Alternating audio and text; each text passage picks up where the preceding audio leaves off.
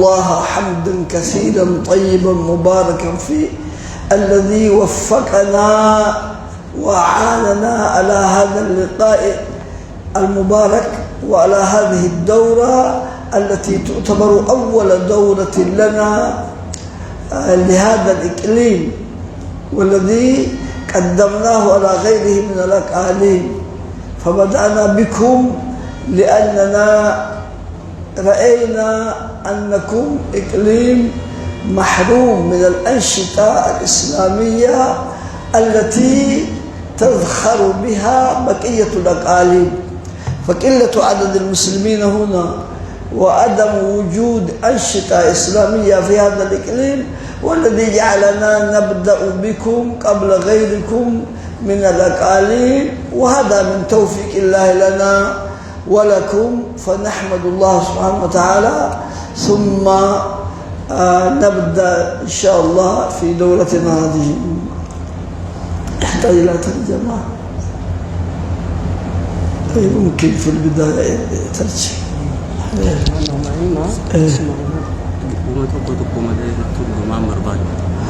خليك في البداية هذه يتحدث كأما كان ترجمي.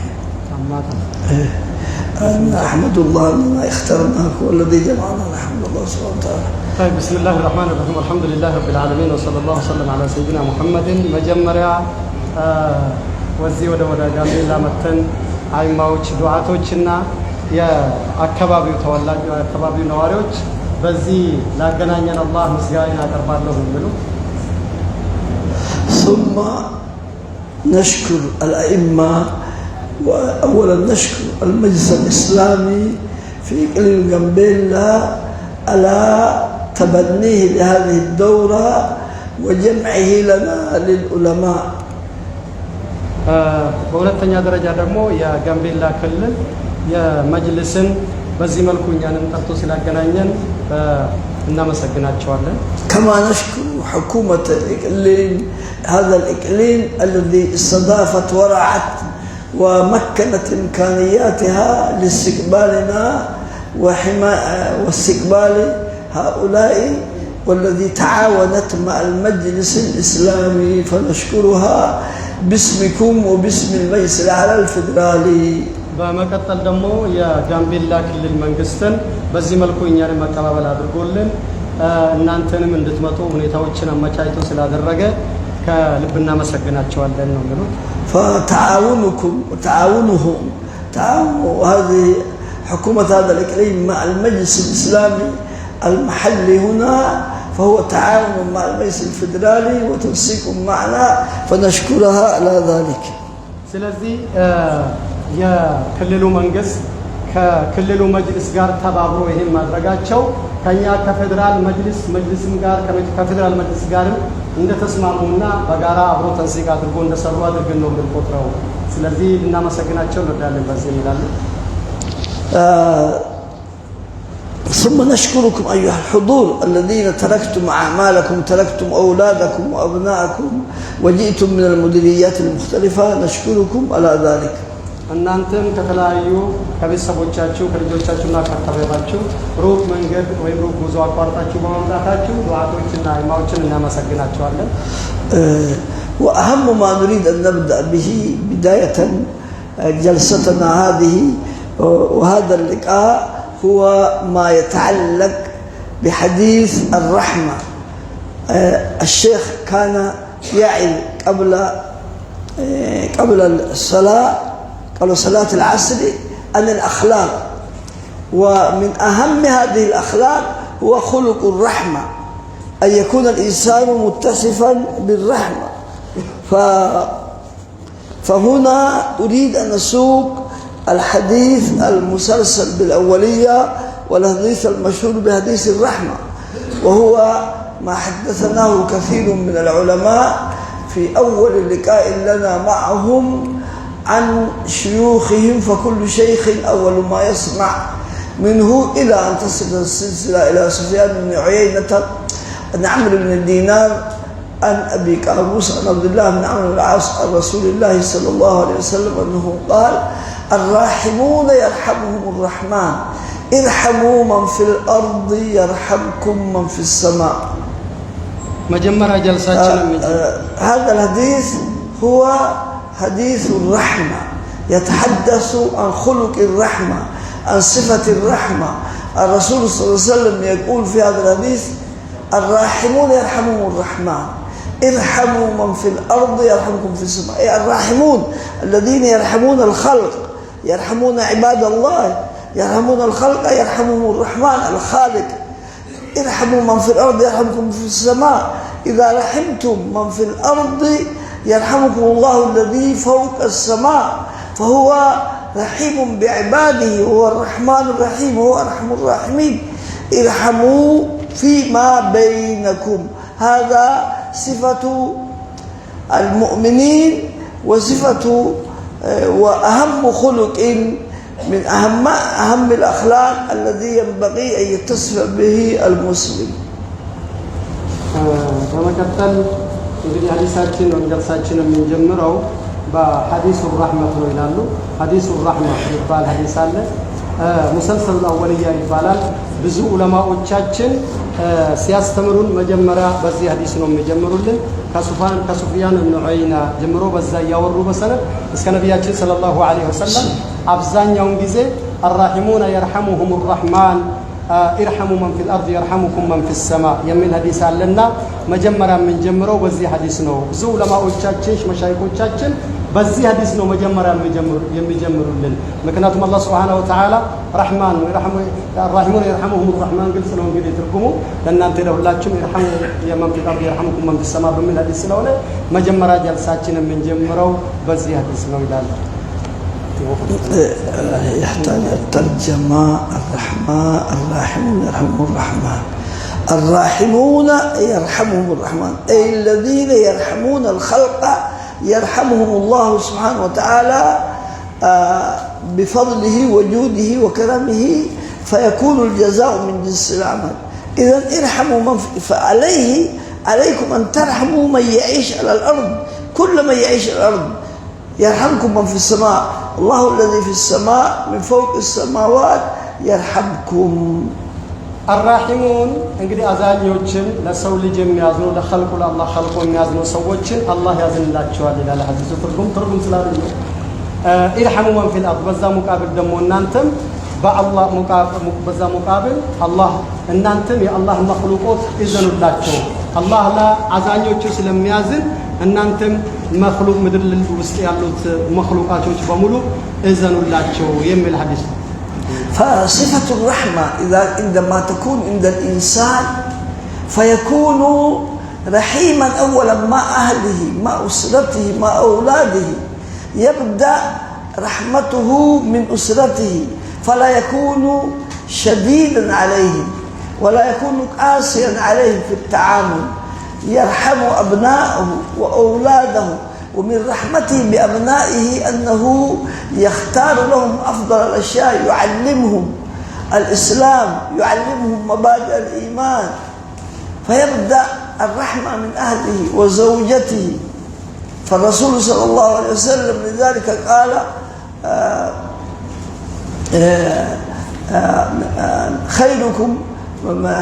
خيركم لأهله وأنا خيركم لأهلي، أي خيركم لأهلي، أي أفضلكم من هو خير لأهله، يكون خيرا مع أهله، لا يتكبر مع أهله، ولا يظلم زوجته، ولا يضغط عليها، ولا يعيش معها، بل يعيش معها بصفة الرحمة. كذلك مع أولادي وأهلي وأسرتي. نعم. ስለዚህ አንድ ሰው መጀመሪያ ይሄን እዝነት ከቤቱ መጀመር አለበት። ከልጆቹ ጋር ከቤተሰቡ ጋር ልጆቹን ሊያዝንላቸው ይገባል። መጥፎ መምታት የለባቸውም። ለዚህ ነው ነብያችን ሰለላሁ ዐለይሂ ወሰለም መጀመሪያ የሚብሩት በቤታቸው ከባለቤቶቻቸው ጋር ነው። ለዚህ በሐዲሳቸው خيركم لأهله وأنا خيركم لأهلي ይላል። በላጮቻችሁ ከናንተ ለቤተሰቦቻችሁ በላጭ ሆናችሁ በእዝነትም በተለያየ ነገር። ስለዚህ እናንተ በላጮቻችሁ በቤተሰቦቻችሁ ከሌሎች የምትበለጡ ናቸው። እኔ ደግሞ ለባለቤቶቼ ለቤተሰቤ በላጭ ሰው ስለሚሉ ስለዚህ አንድ ሰው መጀመሪያ ይሄን እዝነት የሚጀምረው ከቤቱ ከልጆቹ ከባለቤቱ ከቤተሰቡ ጋር መሆን አለበት እንደነሱ ማዘን አለበት ማዘን በሚባለው ሁሉ መምታት የለም መጉዳት የለም በዚህ መጀመር አለበት አንድ ብለን ይላሉ ثم يعيش بالرحمة مع أقاربه مع رحمه ومع من يتعامل معه من يعيش معه يبدأ برحمه لأن صلة الأرحام فالرحم نفسها فلذلك الله اشتق الرحم أيضا من الرحمن هي نفسها مشتقة من الرحمن الرحم فلذلك يرحم أقاربه ويعطف على أقاربه وعلى جماعته ثم يعطف على من يتعامل معه من أصدقائه وجيرانه ከዛ ቀጥሎ በሁለተኛ ደረጃ ከቤተሰቡ ነጥሎ ደግሞ አብሮ ከሚኖራቸው ሰው ጋር በእዝነት ተዛዝኖ መኖር አለበት ከዛ የሚጀምረው ምንድነው ረሂሞቹን ወይም ደግሞ የገዛ የዘር በዘር የሚያዙ ቤተሰቦቹን ወይም ደግሞ ቤተሰቦቹን ማለት ነው በስጋ ዘመዶቹን ከዛ ቀጥሎ ደግሞ አቃሪብ የሆኑ የሚቀርቡ በዝምድና ከዛ እንደውም በስራም በተለያየ ነገሮች የሚቀርቡ ሰዎችን ሊያዝንላቸው ይገባል ለዚህ ነው አላህ Subhanahu Wa Ta'ala ረሂም የሚለውን ነገር ረህማን ከሚለው ከራሱ ነው እሽትቃቅ ያደረገው ከዛ ነው የተወሰደው ከዛ ነው በርቦ የተራባውና አላህ ራሱ ረሂም የሚለውን ነገር የዝምድናው ጉዳይ ረሂም ማለት ቅርብ የደም ግንኙነት ያላቸው ሰዎች ናቸውና የደም ትስስር ያላቸው ስለዚህ አላህ ረህመት ከሚለው ከራሱ ስም ነው የወሰደውና ከዛ ከቤተሰቦቻችን ቀጥለን እነዚህን አቃሪቦቻችን የሚቀርቡንን ሰዎችና በስራም በተለያየ ነገር የምንቀራረቡን ሰዎች ልናዝንላቸው ይገባል ثم الرحمة للمؤمنين لأن الرحمة للمؤمنين هو صفة النبي صلى الله عليه وسلم الله وصف النبي صلى الله عليه وسلم بهذا لقد جاءكم رسول من أنفسكم عزيز عليه ما عنتم حريص عليكم بالمؤمنين رؤوف رحيم الرسول صلى الله عليه وسلم نبينا الكريم أفضل الخلق خير البرية الله وصفه لقد جاءكم رسول من أنفسكم عزيز عليه ما عنتم حريص عليكم بالمؤمنين رؤوف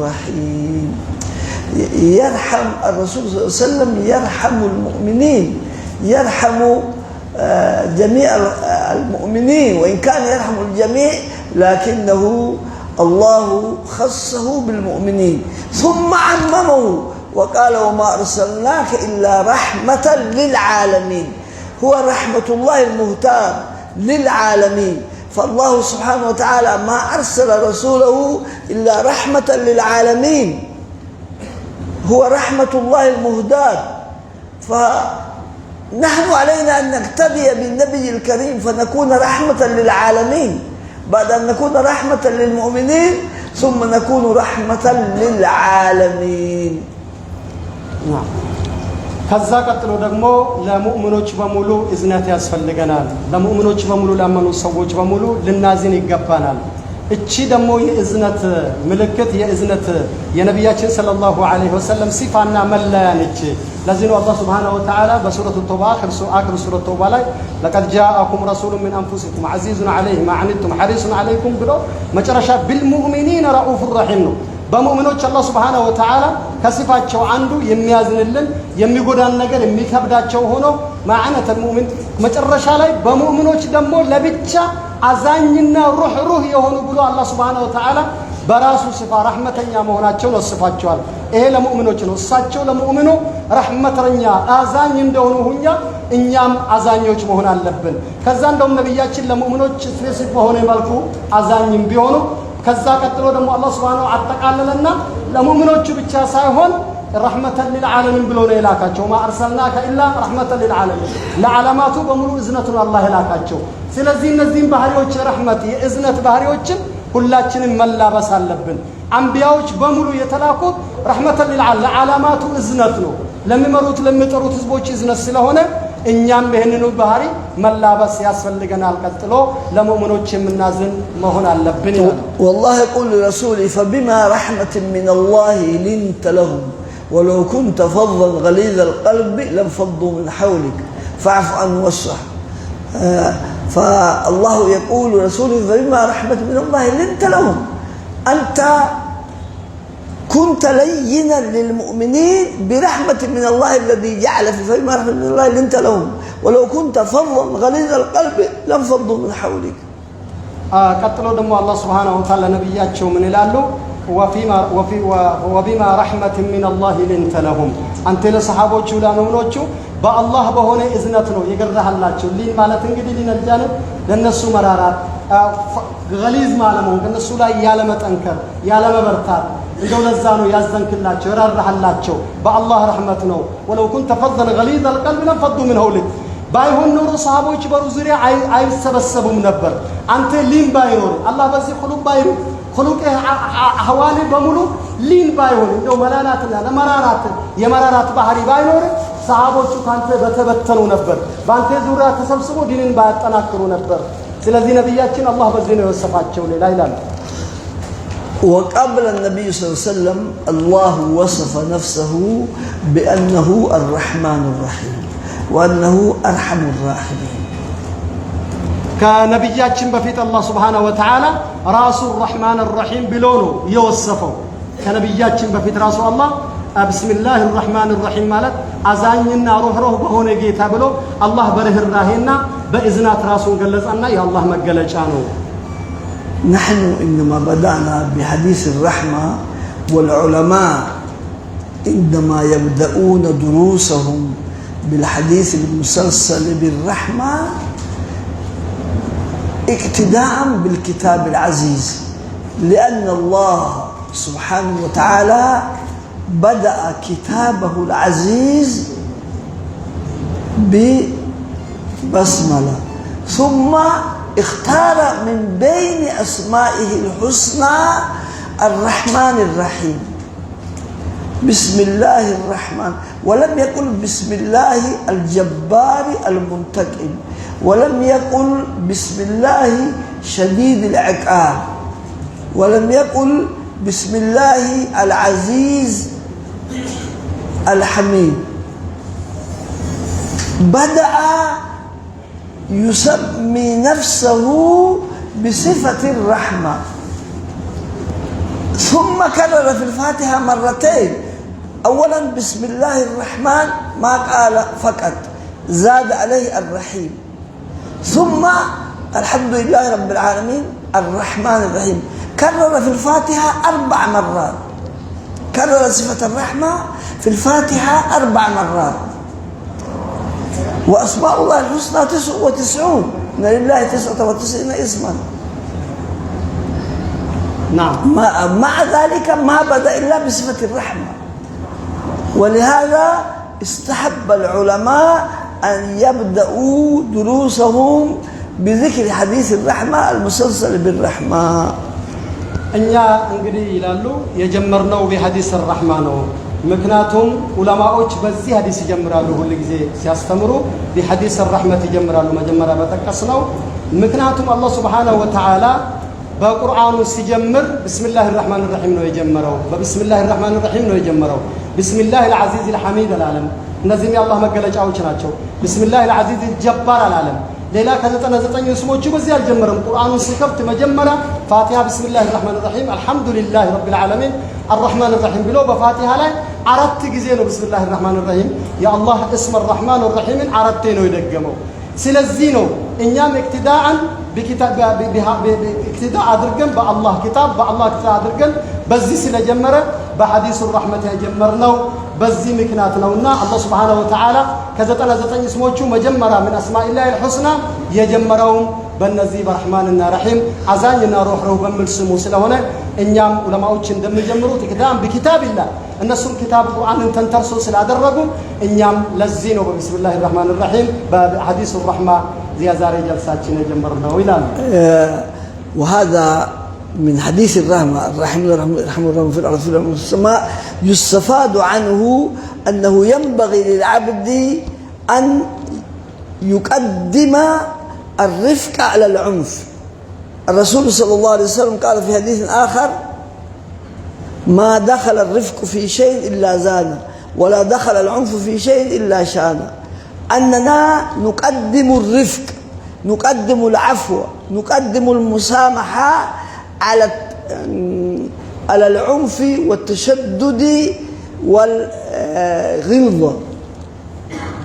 أو بمكتل إيه حديث بزو يمساتن تكموت شالو فنزا حديثو من الردو تلقو نجر من جزء سنجمر برحمة مجمر إن دالبناو كهولم نجر هم ماسك الدم على اللبن عنده صور رحمة ماسك الدم على اللبته رفق ماسك الدم رحمتنا أزنة الراهم ماسك الدم على اللبته لزين نبياتنا صلى الله عليه وسلم بعد يساعدوا ما دخل رفق في شيء إلا زانه رفق ملارات نجروش معرارة بعند نجر قبطو ساسمرا ويكرم تشددنا متناكر ماكرر دمو يبلت يبلاشال إلى الحديث سؤاله وما دخل الرفق في شيء إلا زانه وما دخل العنف في شيء إلا شانه عنف دمو بتنكاري نجروشن ما يالا ماغرارا عندو ماكررو نجروشن يبلاشال بغيرت دمو يتجمر نجر مጨረሻው ያምራል የሚለው ሐዲስ ይሄን ይሰጣል ስለዚህ ሐዲሱ ምን ረዳው ሐዲሱ الرحمة عنده ይሄን ነው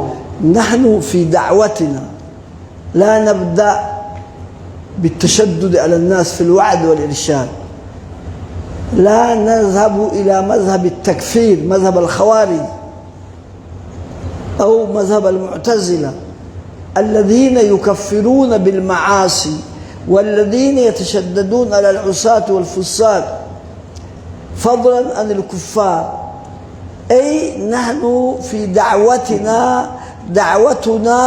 دعوة أهل السنة والجماعة مبنية على الرحمة والرفق والشفقة وعلى الوسطية والاعتدال ليست على التشدد والعنف والتكفير والتنفير سلزي إنيا دعواتشن كل جزء بتشدد مجمر اللبنم بليل مجمرنا يلبنم سوتش ما أكفر اللبنم تشدد عسول لكم عند مذهب الخوارج ليلوتش من دليلوتشم يبا وانجل بيتشا مثلا وانجلوتشم بمسرات بيتشا سوتشن دم يأكفروت سلزي دعواتشن سجمر بزي مجبر اللبنم بشفقانو مجمر يلبننا بزنتنو مجمر يلبن سوتش ما أكفر تشدد بتعم ماكرر أسفلجنم إيه يعلو السنة والجماعة منهجنا مسنج الوسطيانو معتدل يهونه ما كلنيا يهونه ما يا رفق يهونه مشقة لللبت يرفق مذهبنا ونا دعواتنا اللي جزء سوتشنا دعوة سنترا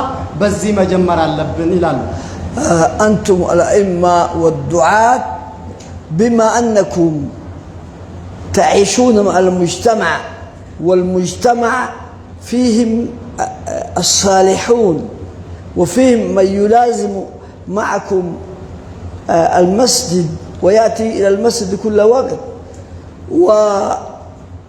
وفيه من يأتي أحيانا ولا يأتي أحيانا ومنهم من لا يأتي إلا يوم الجمعة ومنهم فكيف تتعاملون مع هؤلاء الفئة من الناس مع العصاة بل تعيشون مع غير المسلمين هل تعيشون معهم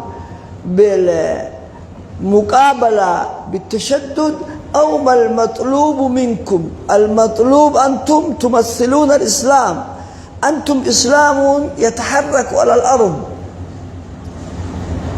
أنتم تمثلون أخلاق الإسلام الشيخ رأيتك قبل الصلاة يعين أنتم تمثلون أخلاق الرحمة أخلاق نبي الرحمة فإذا لا بد أن يكون أخلاقكم تكون تمثل الإسلام وتمثل القرآن وتطبق وتكونون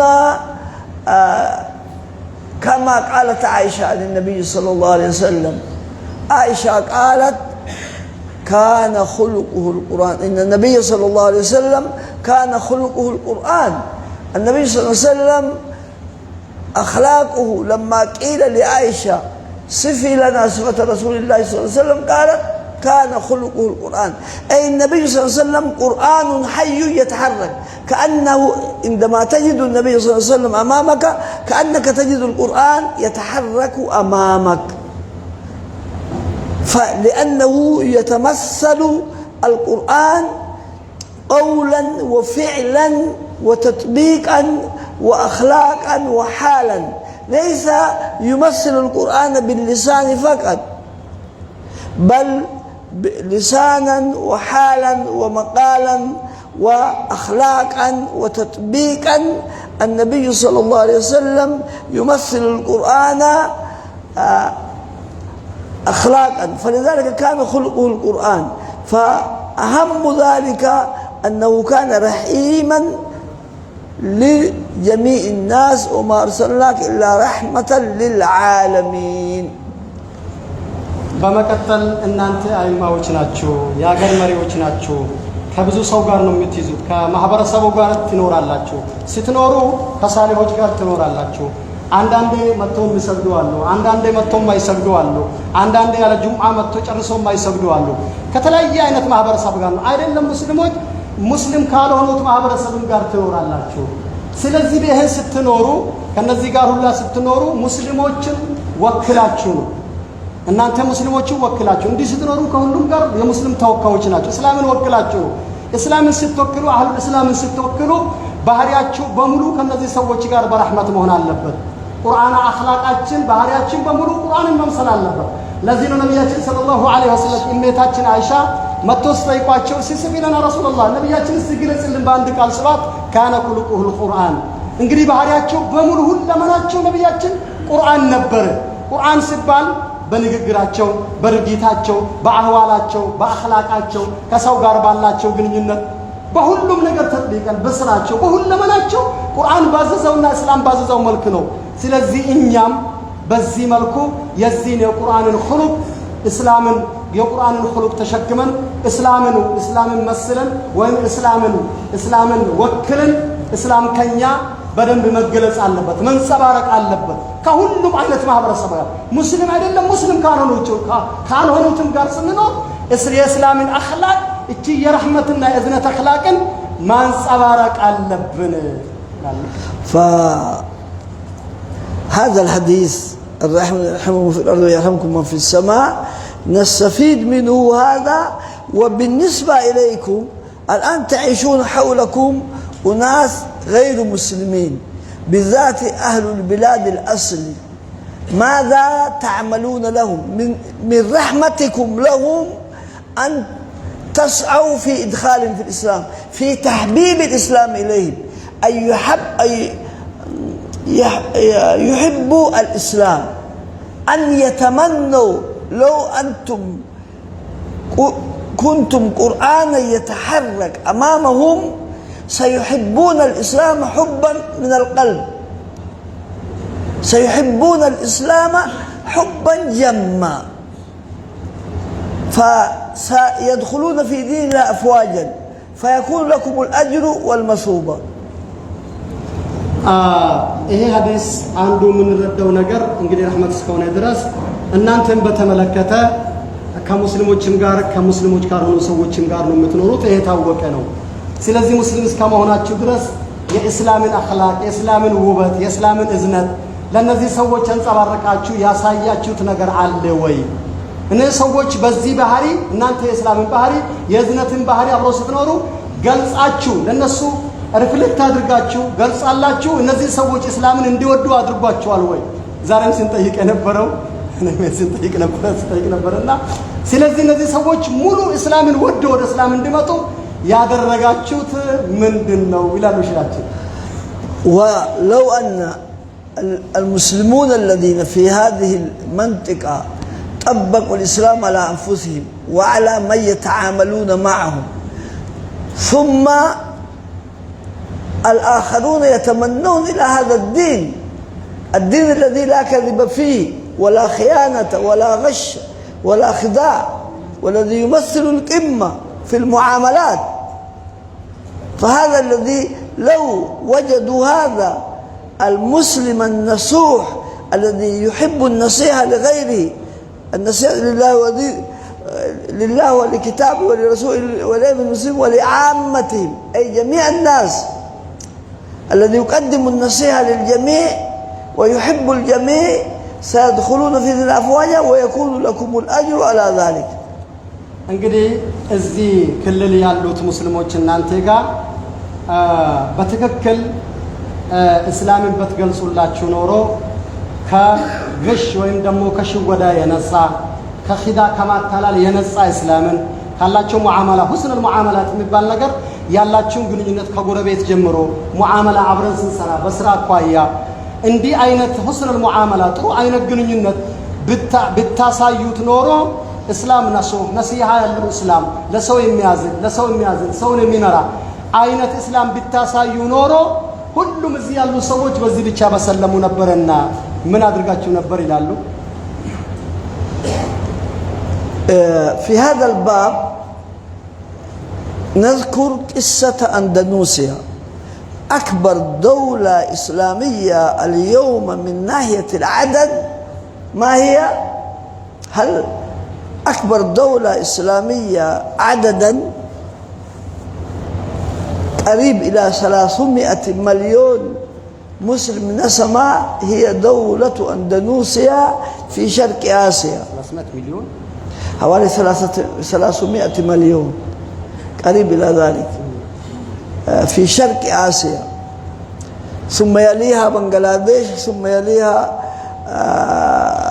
المسلمون في الهند ثم بنغلاديش ثم دول أخرى كنيجيريا وغيرها لكن أكبر دولة إسلامية على وجه الأرض هي أندونيسيا እንግዲህ በዚህ ከዚህ ጋር በተያያዘ ኢንዶኔሽያ ላንሳና በሙስሊሞች ብዛት በዛሬ በዓለም ላይ ትልቁ ሀገር ኢንዶኔሽያ ናት ሸርቅ አሲያ ወይም ደግሞ ምስራቅ አሲያ ውስጥ የምትገኝ ኢንዶኔሽያ ሀገር አለች በዚህ ሀገር ከ300 ሚሊዮን በላይ ሙስሊሞች ይኖራሉ በዓለም ደረጃ እንደ ሀገር ትልቅ ሙስሊም ቁጥር ያለበት ሀገር ናት ስለዚህ ከዛ ባንግላዴሽ ይቀጥላል ህንድ ይቀጥላል እንደ አፍሪካ ደግሞ ናይጄሪያ ይቀጥላል وهذه الدولة ما دخلها الإسلام بالجهاد لم يدخل الإسلام إليها بطريق الجهاد وحتى ليس بطريق الدعوة إنما دخلها بطريق الأخلاق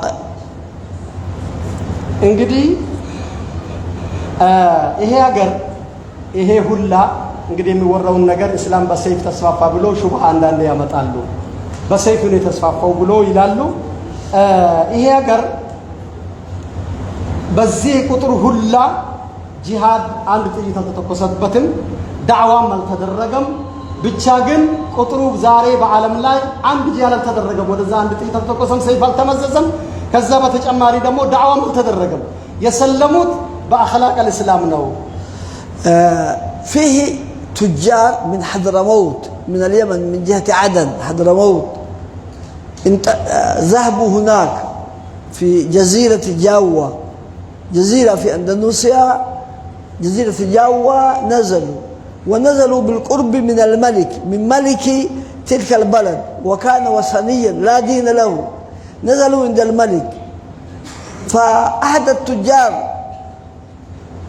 كان يتجر مع الملك يأتي للملك بكل ما يحبه الأشياء التي يتجر هناك فكان الملك لا يرى من هذا التاجر المسلم الذي هو من اليمن لا كذب ولا إخلاف الوعد ولا أي نقد ولا أي خلق إلا خلق الإسلام فهو رجل قرآن يتمثل فأحب دين هذا الرجل التاجر فدخل بنفسه في الإسلام ثم أمر شعبه كله بأن يدخلوا في الإسلام فانتشر الإسلام بخلق هذا التاجر اليماني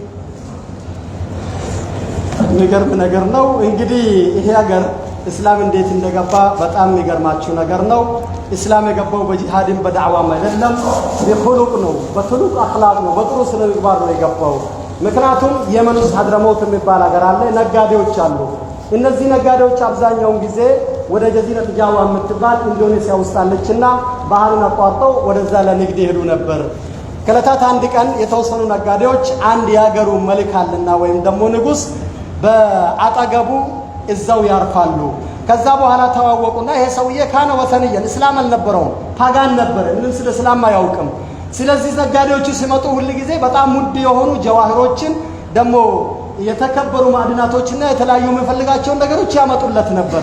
ሲያመጡ ግን አንድም ጊዜ ማታለል፣ ግሽ፣ እንደው ነግድ ማድረግ እነዚህ ነገሮች አንድም አላየበትም። ስለዚህ ይሄ ሰውዬ በዚህ አኽላቃቸው ሙዓመላቸው አብሮ በመስራት ይሄን እውነታ የእስላምን ባህሪ ወደደና በዚህ ምክንያት ወደ እስላም ገባ። ወደ እስላም ከገባ በኋላ ሁሉም በስሩ የነበሩ ሰዎች በሙሉ ወደ እስላም ጠርቷቸው ስሩ ዳዒ ሆነው በዚህ ምስራት ኢንዶኔሽያ ሀገር በሙሉ ሰለመ። ስለዚህ እነዚህ ነገሮች ጦርነት የለም፣ ዳዕዋውን እንኳን አላደረገም። የዳዕዋ ጉዳይ የአኽላቅ የሙዓመላ ነው። አብሮ የመስራት ኺያና ያለመስራት ግሽ ያለማድረግ መታመን ነው። ከዚህ ውጪ ምንም የለም። ዛሬ ግን አንድ ቁጥሩ ከእስላም በሙስሊም ብዛት ኢንዶኔሽያ